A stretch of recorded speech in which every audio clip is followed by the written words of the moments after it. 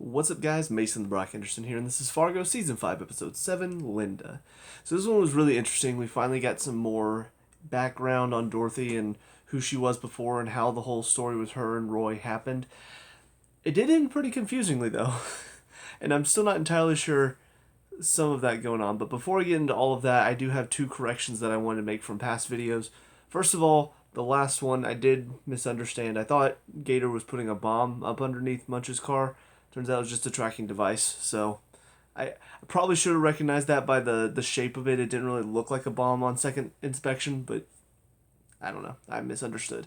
The other thing, too, is something I forgot to mention from the first review that I did, because I talked about how I thought this might be the last season of Fargo. I actually did look it up, and it's not for sure. According to Noah Hawley, it sounds like he could still continue with Fargo if given the opportunity. So I think it all just sort of depends on how this season does, more than likely, which is kind of for every show. That's how it goes. It depends on each season. But I could definitely see with not only how strong the season has been so far, but also I'm seeing some of the reviews or some of the ratings when I'm looking up stuff online about it. And it seems like the season was rated pretty highly. So I wouldn't be surprised to see a Fargo season 6, and I don't know exactly what he'd do with it, but I'd look forward to it because I think they've definitely done a good job of bringing back that Fargo feel that the first three seasons had. That I think the fourth season just lacked a little bit. But anyways, with all that being said, let's talk about Dorothy in this one, because finding out about her story I think was a really well done setup. First of all, the whole puppet show thing was brilliantly shot. Just everything to do with it. It was great cinematography, great puppet work. It was really fun to watch it.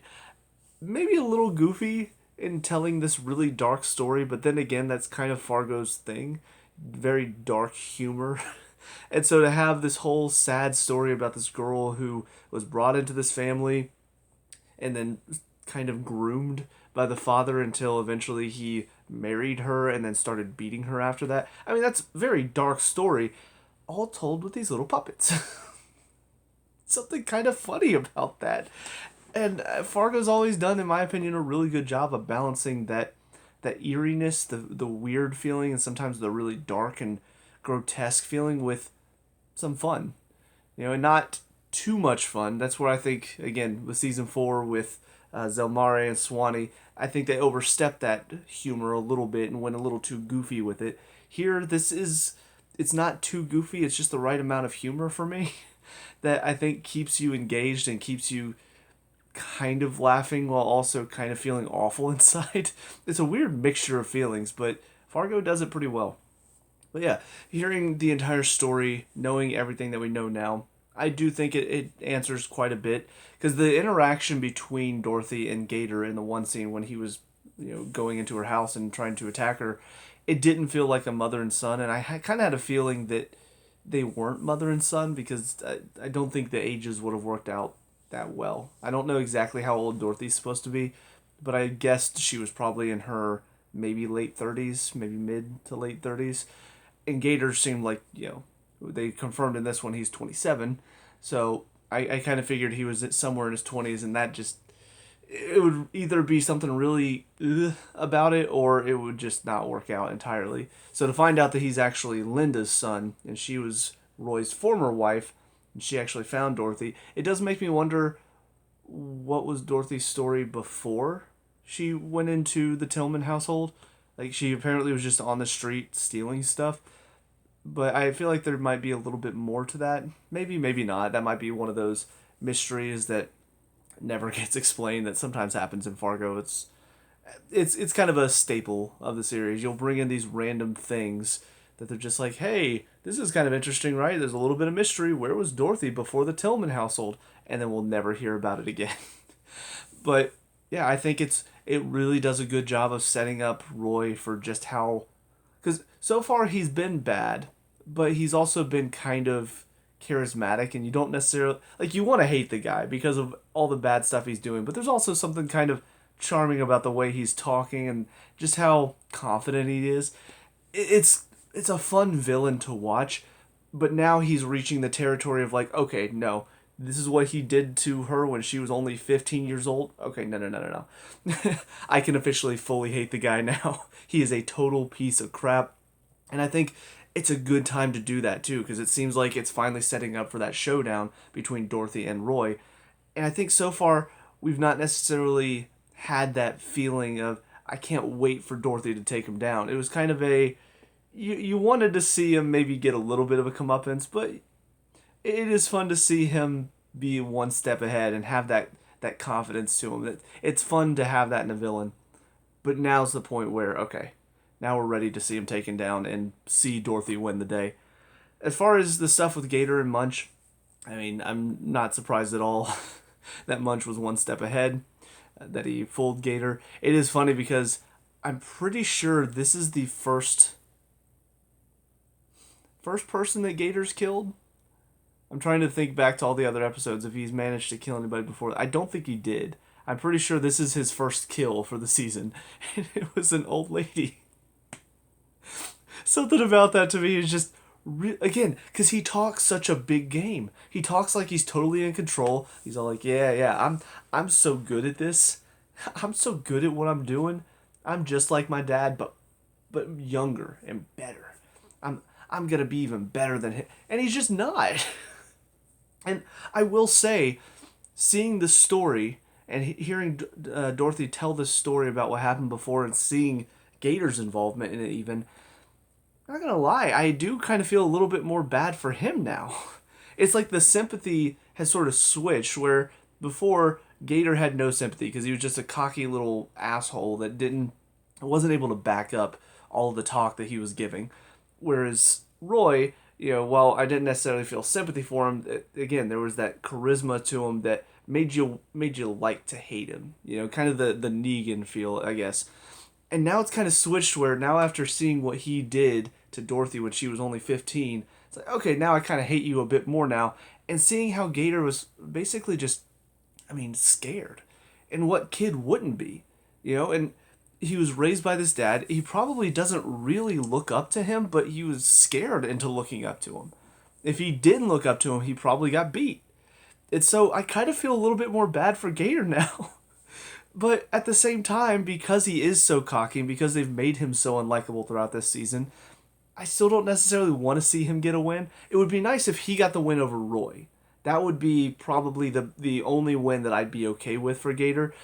But again, just to see he's been talking all of this smack throughout the season, getting up in Munch's face as if he owns him, as if he's going to do anything to him, and then fails, and then tries to get into a car, fails there, basically, and then the old woman comes up to stop him, and he kills the old woman accidentally. It's like, your one kill that you got this whole season was just this old lady on accident. I feel like they do a good job of having these characters, though, that they don't really have much sympathy to them, and you kind of enjoy seeing them get basically all the bad stuff happen to them. But again, with that little bit of knowledge now about what happened to him when he was younger, there is that little bit of sympathy there for him. Maybe we'll see, especially after what happened with the old lady, maybe this was his first ever kill. Maybe he's never killed anybody before now.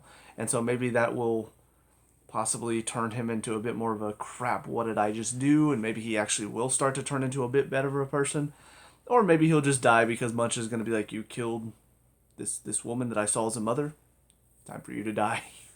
But final thing to talk about, which was kind of on the periphery, but still, I think, kind of becoming more important as the season goes on, is everything to do with Wayne. We didn't see any of Lorraine in this episode, which I thought was kind of interesting after what happened at the end of last episode, but we are seeing a bit more with Wayne now, especially after what happened with him getting shocked and kind of losing some of his brain function. And it's both kind of funny, but also kind of heartbreaking still. Because there is that moment whenever the family comes in, they want to trade in their old car and get a new one, and Wayne's just like, oh yeah, just let them do it. They have a car, we have a car, give and take, right? Like, that's how the world should work, right? So simplistic, and of course the guy working for him is like, that's not how things work. You can't trade in something old and get something new for the same value. Like, it's really funny just to see he has such a simplistic worldview now, because it's almost like he has the mind of a child. And it's it's again a little funny to see the reaction of people around him when he climbs into bed and starts reading the imaginary book for his daughter. There's kind of a bit of humor to that, but also you kind of have to wonder, maybe he really is seeing something there that's not like it's hard to tell sometimes. And then there's that scene whenever he's sitting outside and you feel bad for him because you can just tell he wants Dorothy to come back, but he doesn't really know where she is. He doesn't know what's going on, and you can see those moments when he realizes that he's gotten a little bit confused. It that look of sorrow, like crap, I'm not the same guy anymore. I'm not the same up there, and it's a little bit of frustration mixed in. It's really turning out to be one of the best performances of the season, and just sort of came out of nowhere. Again, he was fine before. I think he played that sort of clueless but also very loving husband before the shocking incident. But now that he is sort of playing this messed up guy who's not quite all there anymore, it's really showing just how well he's playing this character. And I don't know what they're going to do with it. Again, it was kind of a character I thought was going to be pushed to the side a little bit when Dorothy started going and doing her thing and trying to take down Roy. But now I'm kind of wondering, what are they going to do with Wayne? How is he going to play into this? Is there going to be maybe a sense of he starts to realize I don't know, maybe he wants to move on from Dorothy. Maybe he realizes she's not the person that he thought she was. And so he starts to realize maybe she doesn't really love me. Maybe I was just a pawn in her trying to get away from everything that happened before. Maybe there's going to be a bit of reconciling there. I'm not entirely sure, to be honest. But the fact that they are showing him a bit more makes me feel like he's going to have a bigger part by the end of the season.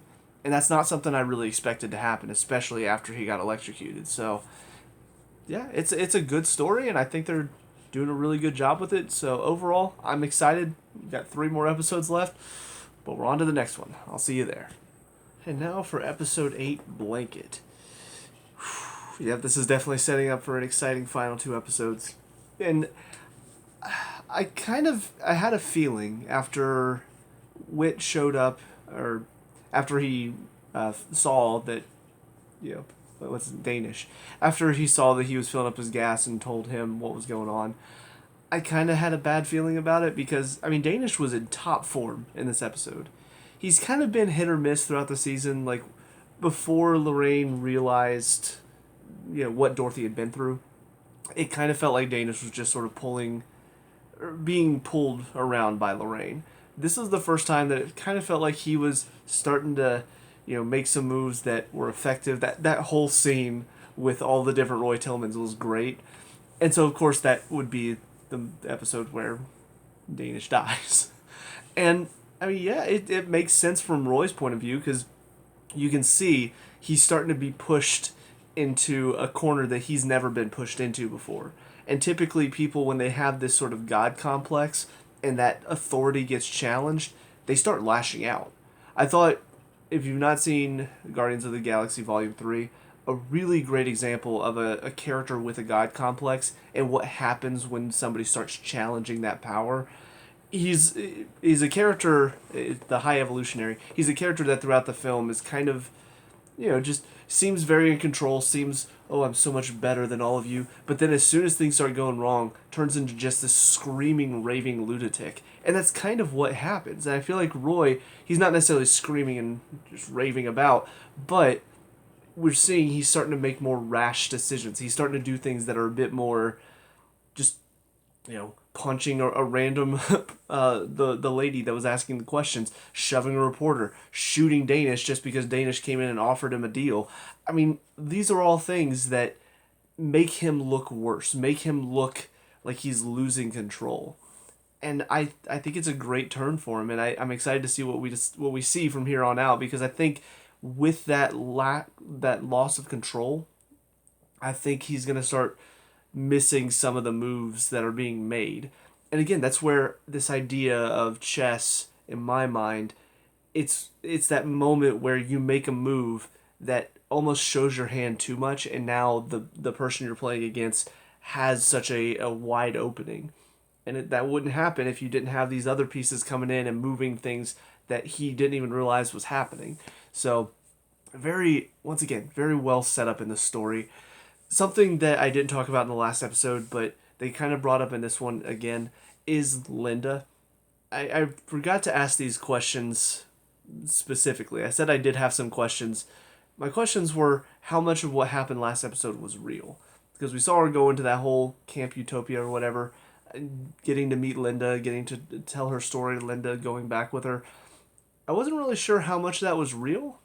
Because she even said in this one that, she was asking, or no, that was at the end of the last one. She was asking if her friend in the car was okay. So I wasn't sure if that was supposed to be her reminiscing about what happened and Linda was just waiting in the car for her to get some food, or if she was dreaming that happened. With Roy in this episode, he says, I'm going to bury you next to where I buried her. Now, does that mean that Roy just killed her outright? And in Dot's mind, she just convinced herself that Linda left to get out of a bad situation. And so, of course, in the last episode, that was all just one big dream that she was having. Or is it a situation where that truck that plowed into Dorothy's car, maybe that ended up killing Linda, and so Roy found her body and buried her? I don't know. It's still kind of up in the air about all of that. In my mind, I'm thinking that was all a dream, because it did seem a little too easy, I guess, for her to just be like, hey, let me tell this story. And Linda's like, oh, you're right. I'm so sorry. Let's go deal with this. It felt a little too easy and a little too happy for this show. I kind of figured there would be a little bit more pushback. But with the idea that this was all just a dream, like what she imagined could be happening, that in my mind is a lot more sad and a lot more on brand for Fargo and what they do with the storytelling. But I don't know if we're really getting any confirmation about Linda yet. So I guess I'll be waiting to see. Who knows? Maybe Roy will tell the story of what exactly happened with Linda. Maybe there was just one night that I guess maybe she saw what he was doing to Dorothy. Of course, Dorothy said in the last episode it seemed like Linda knew what she was doing by offering for Roy to tutor her in math. Like almost she knew what Roy would do if he got that opportunity. But I don't know. And maybe in her mind she thought, well, he wouldn't do that because he's married to me and he believes in the sanctity of marriage so deeply. And so maybe when she saw that he was kind of putting the moves on Dorothy, maybe she got upset, fought back, and maybe that's when he killed her. But I don't know. It's a lot of questions and mysteries still surrounding Linda and what happened with her. So I hope we get some more clarity and a little bit more. What's the word I'm looking for? Surety? No. I don't know. Assurance, maybe. Just something to tell us for sure, here is what happened, and not so much of a, oh, well, she's dead, but did she die in the car? Did she already die a long time ago, and this was all in her mind? And anyways, the stuff with Indira, really good in this episode, because I didn't even talk about it, but that one episode where her husband was like, I want a wife, and just going through all this stuff, I had in my mind, and I didn't say it in the review, but I'm surprised she didn't just say, hey, you want a wife? Go find her. Get out. I'm surprised she didn't do it there, but of course in this one, she sees that he's now sleeping around. I don't know how long he's been doing it, probably for a while. But yeah, I mean, just, what a piece of crap. I know there are probably guys out there that do think this way, but God, I can't imagine. Like, what an idiot. So, I'm glad that she finally spoke her mind in this one and kicked him out. Of course, it comes at a cost because they finally repoed her car, which sucks. But yeah, I'm glad she's finally taken a step for herself and being like, no, this is what I want to do. I do want to make some money for myself and work for myself and stop doing all these things for other people, or I guess for people that are essentially pushing me around. So yeah, I mean, great setup there, and I'm excited to see how she and Lorraine work together to get Dorothy back. Because I do think it seems like Lorraine is finally taking this a bit more personally now that she knows what Dorothy went through. So I hope we get a bit more of seeing what she's going to do to take it to Roy and kind of, I guess, push back against him and what he's doing in his little town. But overall, I think really solid build-up episode. We do see once again Gator talking all this crap, even though Still got nothing to back it up. And I had the question, was killing the old lady, was that going to change him a little bit? Maybe it was his first time killing anybody. But no, he's still talking a big game, getting up in Wit's face, even though they're in a public place. And Wit, yeah, he's out of his jurisdiction, but he's still a cop. He's still just sitting there, putting his hand on him. And then when Wit pushes away, oh, okay, yeah, let's go then. Let's go then, Nightstick. Just what an asshole. And I cannot wait. Obviously Munch in the back of his car is a great reveal, and I once again want to reiterate, I like Munch when he's not talking as much. When he talks and when we start going into his backstory, I feel like that's where I'm not as big of a fan of him. But when he's not talking much and he's just acting, I think it was a great. I mean, he's a great character in those moments. What happened with the lady's son in the last episode, and then how he utilizes his body to trick Gator, and now he just tracks him down and he's just waiting in the back of his car when he's driving away. I mean, so many great moments from him. And also, I do want to say the fact that Gator vapes is hilarious to me. I mean, I know a few people that vape, and not all of them are pricks, but it is kind of a stereotype. People who talk a big game and then vape, they're kind of pricks most of the time. So I haven't talked about that before, but it is kind of a hilarious addition that I think really fits Gator's character and makes him look like the complete and utter, just overconfident prick that he is. And I cannot wait to see him get what's coming to him. So yeah, I'm looking forward to seeing what's going to happen in the final 2 episodes, but that'll do it for this one. So let me know what you guys think down in the comment section below. What were your thoughts on these 2 episodes? Let me know. We can talk about and discuss all the good stuff. Leave a like and subscribe for future Fargo reviews, and I'll see you guys at the final review of the season. Peace out.